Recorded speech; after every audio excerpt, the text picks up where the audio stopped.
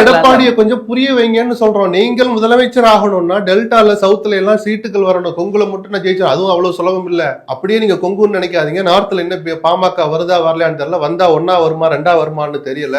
யாரையும் நம்ம இழக்க வேண்டாம்னு அறிவுரை சொல்ல வேண்டிய இடத்தில் இருப்பது அமித்ஷாவா இல்ல அதை ஏற்க மறுக்கிற எடப்பாடி கருத்தை நீங்க வேடிக்கை பார்ப்பீங்களா?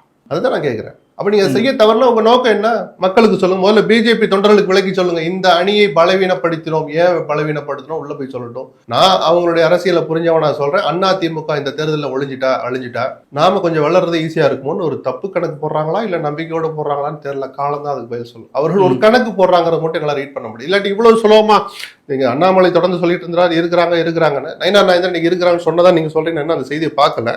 ஏன் நேற்று கூப்பிடலன்னு வாசனை கேட்டீங்களா? தினகரனை ஏங்க கூப்பிடலன்னு கேட்டீங்களா?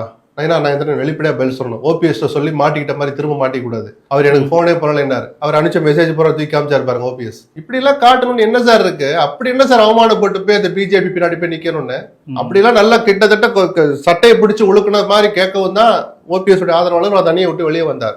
தினகரன் கொஞ்சம் நாகரிகமான அரசியல்வாதி. அந்த சூழலுக்கு முன்னாடி அவராகவே புரிஞ்சுக்கிட்டார் நான் நினைக்கிறேன். இன்னைக்கு வாங்க தினகரன் பேசிக்கலாம் வச்சுக்கலாம்னு நினைச்சு போனா கூட அது தினகரனுக்கு அவமானம் தான் நான் பார்ப்பேன்.